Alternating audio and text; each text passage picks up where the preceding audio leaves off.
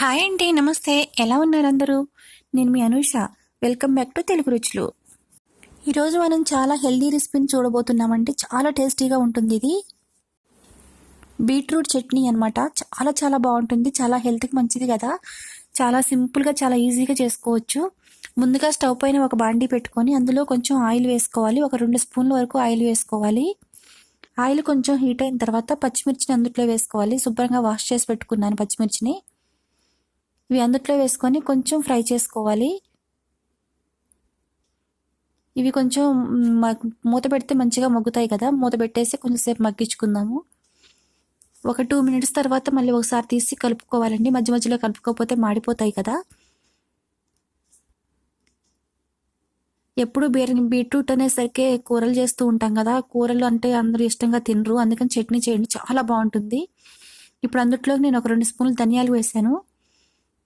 చాలా బాగుంటుంది ధనియాలు వేయడం వల్ల. ఆ ఫ్లేవర్ చాలా బాగుంటుంది. ధనియాలు వేసిన తర్వాత సన్నగా కట్ చేసి పెట్టుకున్న బీట్రూట్ ముక్కలు వేసుకోవాలి.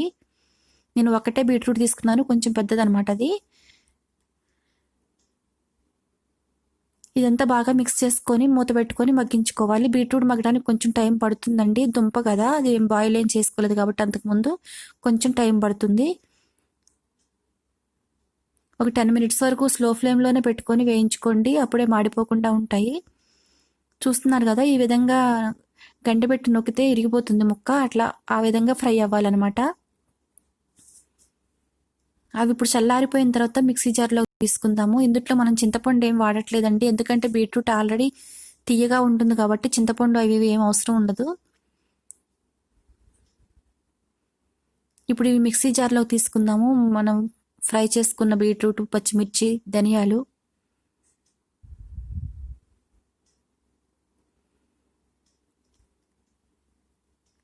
ఇప్పుడు ఇందులోకి ఒక స్పూను సాల్ట్ వేసుకోవాలి. ఒక పావు టీ స్పూన్ పసుపు వేసుకోవాలి. ఒక స్పూన్ జీలకర్ర వేసుకోవాలి. ఒక 5-6 వెల్లుల్లిపాయలు వేసుకోవాలి. మీరు పోపులో కూడా మళ్ళీ వేసుకోవచ్చు, ఇందులో కూడా వేసుకుంటేనే అవి మెత్తగా మిక్స్ అయిపోయి ఆ ఫ్లేవర్ చాలా బాగుంటుంది బీట్రూట్ చట్నీకి. ఇది మిక్స్ చేసుకున్నాం కదా. ఇప్పుడు చూస్తున్నారు కదా, ఈ విధంగా రావాలి మిక్సీ చేసుకున్నప్పుడు. మీకు ఒకవేళ గట్టిగా అనిపిస్తే కొంచెం హాట్ వాటర్ యాడ్ చేసుకోండి. చల్లటి నీళ్ళు పోయొద్దు, ఎందుకంటే అది ఆ రోజు వరకే ఉంటుంది. హాట్ వాటర్ కనుక యాడ్ చేసుకున్నట్లయితే మీకు ఒక 1 వీక్ పాటు ఉంటుంది, నిలవ ఉంటుంది. అది ఫ్రిడ్జ్లో పెట్టుకోపోయినా కానీ చాలా బాగుంటుంది. ఇప్పుడు స్టవ్ పైన మళ్ళీ పోపు కోసం ఆయిల్ పెట్టుకుందాము, ఒక స్పూను. తర్వాత ఒక ఎండుమిర్చి వేసుకుందాము. ఎండుమిర్చి కొంచెం ఫ్రై అయిపోయిన తర్వాత ఇందులోకి పోపు గింజలు వేసుకుందాము. తర్వాత ఒక చిటికెడు ఇంగువ వేసుకోవాలి. తర్వాత కొంచెం కరివేపాకు వేసుకోవాలి. ఇది కొంచెం ఫ్రై అయిపోయిన తర్వాత చూస్తున్నారు కదా, పోపు ఇట్లా ఫ్రై అయిపోయిన తర్వాత మనం ముందుగా మిక్సీ చేసి పెట్టుకున్న బీట్రూట్ చట్నీని అందులోకి వేసుకొని ఒకసారి బాగా మిక్స్ చేసుకుందాము. ఇదైతే మీరు తప్పకుండా ట్రై చేయండి, అందరికీ నచ్చుతుంది. బీట్రూట్ చట్నీ అంటంతోనే హ్యాపీగా తినేస్తారు అసలు. కొంచెం కారం కారంగా, కొంచెం తీయగా చాలా బాగుంటుంది అనమాట. ఎప్పుడు నార్మల్గా కూరలే చేసుకుంటాం కదా.